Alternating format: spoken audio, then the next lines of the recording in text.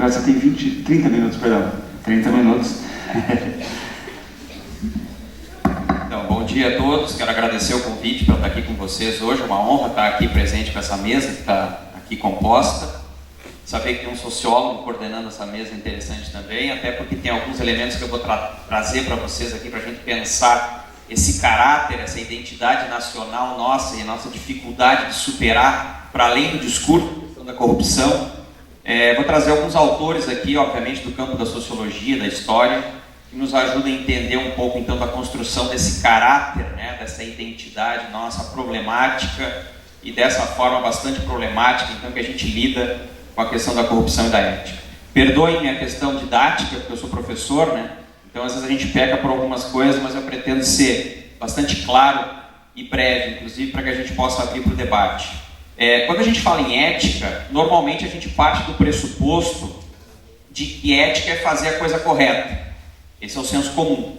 Não está errado, né? Quem age de forma ética, no primeiro momento, é aquele que age de forma correta.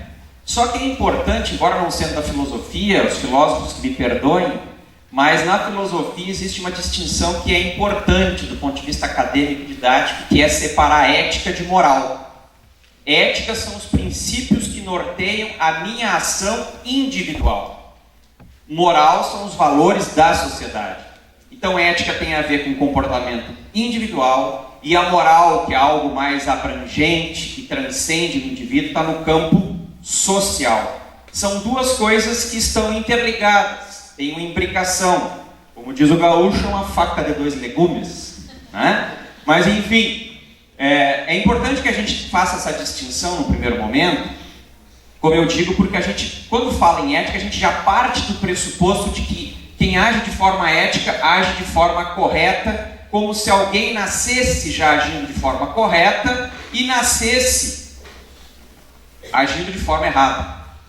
A gente, de certo modo, parece estar trabalhando com uma natureza humana aí. Durante muito tempo, alguns filósofos aí, filósofos da política, inclusive, trabalharam com a natureza humana, se teríamos não uma natureza humana, né? Aquela coisa mais ou menos do pau que nasce torto, morre torto. A gente já superou isso, tá? Então, quando a gente fala em ética, a gente não pode pensar, o fulano é ético, o outro é antiético. Ele pode estar agindo de forma ética, antiética, nesse primeiro pressuposto da ética, como fazer a coisa certa, mas ele aprendeu a fazer desse jeito. E aí a relação com a moral. Porque a moral tem a ver com algo que o sociólogo clássico nos ajudou a pensar, que é o Emile Durkheim, vai falar de consciência coletiva. O professor Adilson deve ter falado alguma coisa para vocês, por aí, né? Esse conjunto de crenças e sentimentos comuns à média de uma comunidade. Então existe uma certa identidade, existem uns certos valores e princípios comportamentais que a média ou a maioria de uma população acata, aceita e transforma em algo natural. E é dentro desses valores, desses princípios que acabam se naturalizando, que são aceitos como corretos ou incorretos, como justos ou injustos, como legais ou ilegais, que este sujeito, do ponto de vista ético, então, da escolha que ele faz, da forma que ele se coloca, então ele vai tirar daí a sua postura. Então veja que a coisa é complexa. A gente não está num ambiente ideal assim, que é só escolher entre o certo e o errado. É claro que a escolha, eu vou chegar lá, quando a gente fala de livre-arbítrio, por exemplo, né? Mas as coisas são complicadas nesse sentido porque existe um contexto, uma formação cultural, social, histórica, e é neste meio que o indivíduo, então, a partir deste meio, que esse indivíduo faz as suas escolhas éticas e comportamentais. Então é importante pensar isso, porque a gente pode, então, a partir daí, pensar a construção de um caráter, de uma identidade de um povo. E isso é construído, talvez na direção da corrupção, ou talvez na direção do distanciamento dessa corrupção. Então, assim, queria que didaticamente a gente entendesse. Ética e moral são coisas distintas, mas que se retroalimentam. Correto? Até porque tem um filósofo famoso aí na praça, ganhando bastante dinheiro, inclusive dando palestra, que fala assim, para a gente entender a ética desse ponto de vista mais simples, a gente pode pensar no tripé de questões. Quero, devo e posso. E tem coisas que eu quero, mas não devo. Tem coisas que eu devo, mas não posso. Tem coisas que eu posso, mas não quero. É isso. Eu também sei falar. Para resumir, né? Ou então, como diria o filósofo Immanuel Kant, eu até anotei aqui que eu acho uma coisa bem importante para tentar explicar de forma bem simples o que é essa ética no sentido que a gente pensa, né, comumente, de fazer a coisa certa. Tenha por princípio que alguma ação tua, que ao contares aos demais te causará vergonha, não a faças. Se tu fez alguma coisa ou pensa em fazer alguma coisa que tu sabe que vai te envergonhar, não faz, porque é antiético. Mas tudo isso pensando nessa primeira acepção de ética, que ética é fazer a coisa certa. De novo, ressalto a importância de pensarmos aqui sociologicamente para o fato de que essa ética, sendo a ação individual, ela se consolida a partir de uma moral que é coletiva, desses valores, dessa consciência coletiva, né? Esses valores e crenças comuns à média, e é daí que eu retiro, então, a possibilidade de me colocar favorável, contrário, de poder fazer escolha diante deste coletivo, sempre levando em consideração que o coletivo exerce uma influência muito significativa sobre o indivíduo, né? Não somos funcionalistas nem durkheimianos, mas não dá para negar que o coletivo, em grande medida, se sobrepõe ao indivíduo. Então, se o caráter nacional é corrupto, é difícil que o indivíduo consiga se libertar disso de forma tão simples assim. Então, por isso é importante a gente pensar para a construção desse caráter, dessa identidade nacional, como que ela se construiu e por que ela se aproxima tanto de questões de corrupção ou ela se distancia da questão de corrupção, qual é o histórico que está por trás disso, né? E aí, nesse sentido, tem alguns autores. Vou pedir licença para vocês de forma breve para trabalhar. Alguns de vocês com certeza já tiveram aula com o professor Adilson, o professor Clério, que está sentadinho ali. Com certeza que devem estar trabalhando, estão trabalhando aí com alguns autores importantes. Quero parabenizar eles, inclusive, por essa iniciativa, porque nós estudamos muito pouco autores brasileiros.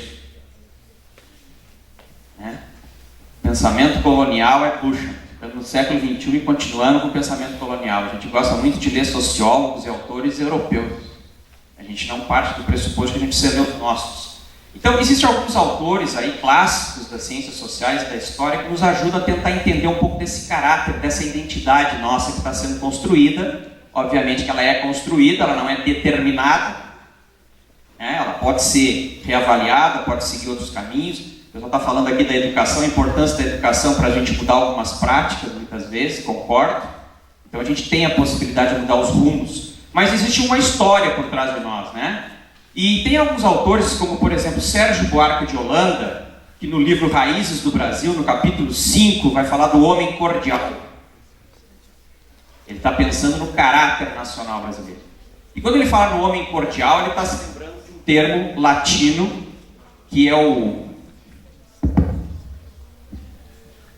cuore, coração.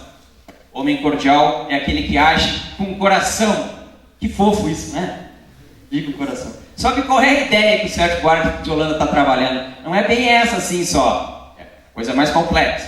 Quer dizer que, de um certo modo, tentando simplificar aqui a questão, ele está levantando a questão de que o brasileiro, de um certo modo, age sempre do ponto de vista pessoal. O personalismo. Tem muita dificuldade de distanciar e analisar as coisas de forma racional. Isso tem um histórico, a chegada do europeu, né? E aí a gente tem um outro autor, Gilberto Freire, com Casa Grande e Senzala, por exemplo, que vai nos mostrar essa miscigenação do europeu, do índio com o negro, mas que existia um deles que se sobrepunha aos outros, que era o europeu, com a sua visão de mundo, com a sua forma de entender as coisas, com a sua supremacia. Daí a gente vê a história do senhor, do senhorzinho, do doutor. E o doutor é mais importante do que aqueles que não são doutores.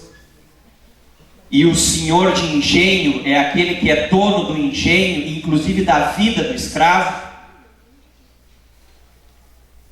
E a igreja que era construída porque o senhor de engenho dava o dinheiro para a igreja ser construída, e ali tu já estava começando a construir uma série de relações muito complicadas, porque um depende do favor do outro.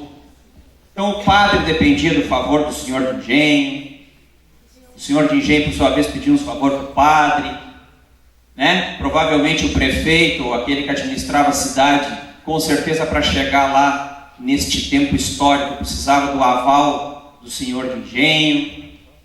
E assim nós fomos construindo, inclusive, uma administração pública não calcada nos princípios administrativos da legalidade, moralidade, eficiência, publicidade e impessoalidade, que concordo que devem ser os princípios, e probidade. Então, nós tivemos, na verdade, uma consolidação, inclusive, da esfera pública refém da esfera privada. Isso vem de longa data. Então, olha como isso vai nos mostrando como que nós nos construímos, o nosso caráter, a nossa identidade nacional foi se construindo dessa forma em que a gente teve muita dificuldade e ainda o tem de lidar com as coisas de forma talvez mais racional, de conseguir entender os preceitos, inclusive da administração pública, dessa necessidade desse distanciamento e de uma série de outras questões. E aí tem um outro autor que eu acho importante, até a título de informação, Florestan Fernandes, um sociólogo conhecidíssimo brasileiro, que vai falar da Revolução Burguesa do Brasil e aponta um dado interessante. Ele vai dizer que o problema no Brasil não é o capitalismo necessariamente, mas foi a falta ou a não consolidação de uma classe burguesa urbana nacional que representasse os interesses urbanos nacionais, da impessoalidade, da eficiência, ou seja, uma classe que não se instituiu historicamente e que por conta disso o país ficou refém de relações que são relações lá advindas do mundo do campo ainda, rural, paternalistas, patrimonialistas, como ele escreve, não adstritas a essa perspectiva deste homem urbano e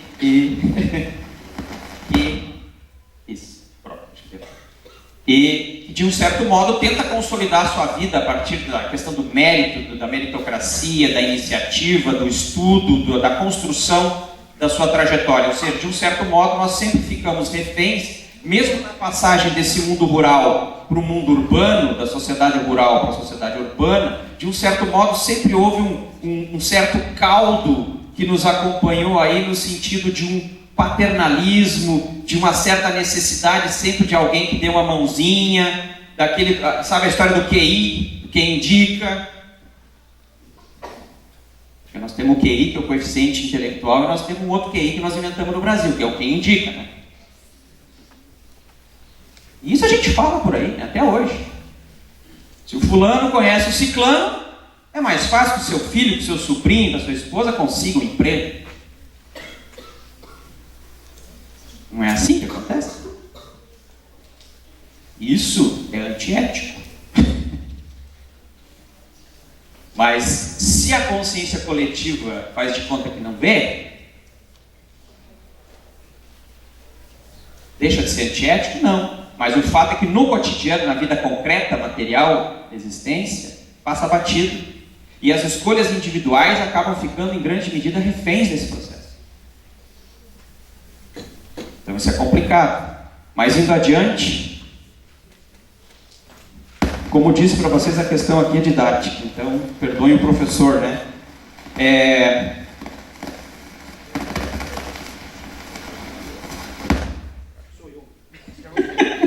Sou eu. Bom, começamos a ver a questão da ética, agora a questão da corrupção. Eu acho que é uma questão fundamental que também a gente precisa analisar, até porque é tema do evento. Corrupção, do latim, significa fazer apodrecer. Termo que por si só já diz muita coisa. Então, aquele que corrompe faz apodrecer.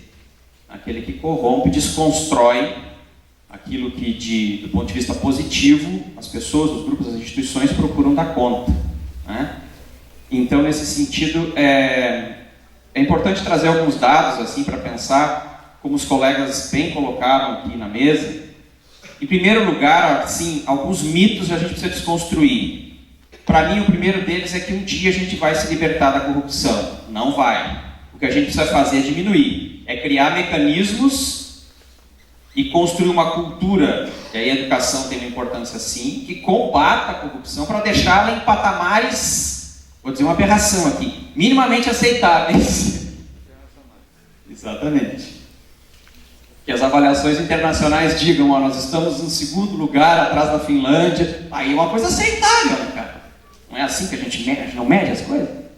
Mais ou menos por aí. Agora, ela não vai ter fim, não acontece só no Brasil, como bem disseram também.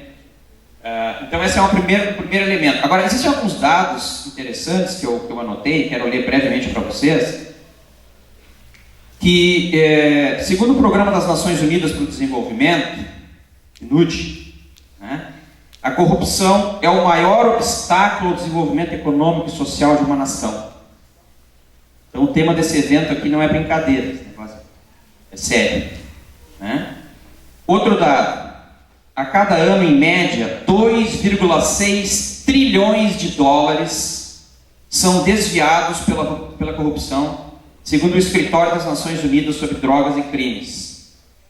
Dinheiro suficiente para alimentar 7 bilhões de pessoas durante o ano. Por exemplo, mais ou menos do estado de Santa Catarina inteiro, a população de Santa Catarina poderia se alimentar durante um ano com esse dinheiro que é desviado por ano no mundo. 3,7 trilhões de dólares. O Brasil, 250 milhões, 300 milhões, nós podemos melhorar isso, né?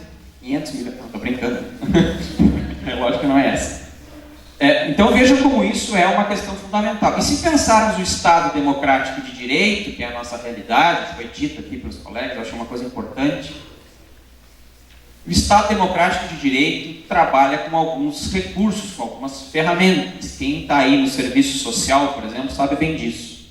Eu gosto muito de um autor chamado Michel Foucault, que vai falar muito do processo de disciplinamento do comportamento que o capitalismo traz, a partir, inclusive, do Estado democrático de direito, com as suas várias instituições. Dentre elas, a assistência social, a filantropia, a pedagogia, uma série de tecnologias sociais de poder, como ele vai dizer, que ajudam a construir essa nova sociedade aí, que a gente chama de sociedade capitalista, e aqui não vou entrar no mérito errado, não. Ajudou a construir. Então o que eu quero dizer para vocês, de um certo modo, é por intermédio do Estado que as coisas, e essas ferramentas, elas se constroem. Então é importante essa instrumentalização por parte do Estado para que a gente consiga atingir os objetivos que, quero dizer para vocês, são construções nossas, ideais. Aquilo que a gente quer construir enquanto sociedade. Que tipo de pessoa, de cidadão a gente quer construir. Isso é uma construção histórica. E a gente constrói ferramentas, tecnologias de poder, como vamos dizer Foucault, para construir esse sujeito. E se você tem corrupção no meio, você tem um problema grave para atingir esse objetivo. Por isso que a gente entra naquela que faz o que eu digo, todo mundo sabe, né? Mas não faz o que eu faço. E aí é complicado, nesse sentido, né? Mas tem um autor que é do campo da psicanálise, inclusive, que eu gosto muito quando ele fala sobre a corrupção. Ele vai dizer o seguinte: nós normalmente trabalhamos com a corrupção pensando na camada mais externa. Ele vai falar, inclusive, pensar como uma cebola. Você tem pelo menos 3 camadas da cebola para pensar a corrupção. Quando a gente fala da primeira camada, que é a mais superficial, que é a corrupção sistêmica. É a velha análise macroestrutural. A culpa é do outro. A culpa é do político, a culpa é de Brasília. Existe corrupção lá? É macroestrutural? Existe e tem essa corrupção. É uma das formas de corrupção existentes que precisa sim ser combatida. Mas essa é uma das camadas da cebola, talvez a mais superficial. E se lidarmos só com isso, não resolveremos o problema da corrupção. Porque existe um segundo nível da corrupção, que é a corrupção endêmica, que é de todos nós, que está lá na esfera microsocial. É como foi dito aqui, que quando eu estaciono na vaga do deficiente físico, faço de conta que não vi. Isso, aí chega lá, o guardinha me vê, eu sigo assim, né? Sou deficiente. Quando o guarda de trânsito lá vem me multar e eu tento burlar a lei, tento comprar o guarda de trânsito, essa é a corrupção endêmica, não é do político de Brasília. Até porque o político não fica corrupto depois que chega em Brasília. Ele já chega corrupto lá. Então essa outra corrupção que faz parte da esfera microsocial das nossas relações cotidianas, como foi muito bem colocado aqui, é uma esfera também que a gente precisa visibilizar. É a mais difícil, é a mais doída, porque é sempre mais fácil colocar a culpa no outro. É a história do bode expiatório, que vem lá dos judeus, né? O bodinho lá, que coisa boa se fosse assim, pega o bode, leva o bode para a fogueira, e lá nessa cerimônia nós vamos colocar tudo de ruim que essa sociedade tem nesse bode, e quando ele queimar, nós vamos queimar tudo de ruim que nós temos também, vamos nos limpar. Essa é a história do bode expiatório, vai expiar, através dele nós vamos nos purificar. A gente tem uma mania muito grande de colocar a culpa no outro, por isso que a análise da corrupção ela é sistêmica, ela não olha para a questão endêmica. Por isso é importante a gente fazer essa leitura do contexto microsocial, as nossas atuações cotidianas, como o pessoal colocou aqui. Porque a gente insiste muito em culpar o outro. E nós todos estamos, de um certo modo, contribuindo, entre aspas, para que a corrupção aumente, ou estamos contribuindo aqui no sentido mais positivo, então, por outro lado, para que a gente combata a corrupção. E aí existe um terceiro nível da corrupção, que este autor fala, que é o Luiz Alberto Hans, que é a chamada corrupção sindrômica. O nome é bonito, é chique. Corrupção sindrômica. Ele vai dizer que das 3 camadas da cebola é a mais interna, a mais profunda. Ele vai dizer de um certo modo, que sindrômica vem de síndrome, é a forma como, de um certo modo, nós nos organizamos enquanto sociedade para tentar lidar com a corrupção. Então, de um certo modo, é o inchaço do Estado com os seus tentáculos, né? E no Brasil, vocês sabem o quanto a gente contribui para o Estado, com os impostos e os tributos. Eu diria para vocês que talvez um comunista do século passado, se olhasse para o Brasil, ia ter vergonha de dizer que o Brasil é um país comunista, porque o Estado interfere em tudo. Excesso de impostos, excesso de tributo. Aliás, imposto, a palavra está dizendo tudo, né? É obrigado, tem imposto. E aí a gente recebe o quê? Então cria essa questão que ele vai falar da corrupção sindrômica, que é um sintoma, vamos dizer assim, da organização social que acaba sendo construída, talvez às avessas, de um certo modo para dar conta dessas outras instâncias da corrupção, a endêmica e a sistêmica, que em grande medida está ali o foco dela no Estado, com seus tentáculos cada vez maiores. Aí já vamos dizer assim, pô, esse cara aí é a favor da privatização, ele é liberal. Depois a gente conversa sobre isso se vocês quiserem. Mas eu estou tentando analisar aqui com o autor essa coisa do Estado que interfere em tudo, que não tem limite. A fome do leão não tem limite nesse país. E entra governo de direita, entra governo de esquerda, os impostos só aumentam. Cada vez mais. E uma outra síndrome, né, desta corrupção, então, ou deste nível da corrupção, que ele está chamando de corrupção sindrômica, tem a ver com excesso de leis. E aí eu problematizo com os colegas na área do direito, provavelmente muitos deles têm essa leitura também, que nós temos um excesso de leis. E agora eu vou dizer uma frase que eu ouvi do gaúcho muito ababalado uma vez, que disse o seguinte: aonde abundam as leis, falta vergonha na cara. Existem países que têm pouquíssima lei, a gente chama de direito consuetudinário. Está mais na prática real do que no papel. O Brasil é um país exemplar do ponto de vista dos seus códigos de lei. Estatuto da Criança e do Adolescente, Estatuto maravilhoso. Constituição Cidadã de 1988. Avanços, com certeza. Mas vocês sabem que muito daquilo que está no papel, Lei Maria da Penha, a mulher se sente ameaçada, vai para onde? Qual é a estrutura que o Estado lhe oferta para além daquilo que está na lei, para que ela efetivamente consiga se sentir minimamente à vontade para seguir adiante na denúncia que ela faz e se sentir segura? Em grande medida não há. Há um hiato muito grande entre aquilo que está na lei e aquilo que está na prática. Não estou dizendo aqui que não tem que estar na lei, até porque coloca na lei e corre atrás depois para... Mas essa dimensão da corrupção sindrômica que este autor nos coloca para pensar, significa que em grande medida a gente, talvez de forma atabalhoada, assim, a gente corre atrás para tentar criar mecanismos. Não, vamos resolver os problemas, vamos criar mais lei, vamos fazer tal coisa, e a gente vai propondo, e as coisas vão ficando pelo caminho. E nós não conseguimos ser eficientes. Porque esse é um dos princípios, inclusive, da administração pública. Se não houver eficiência, a tendência é que haja corrupção.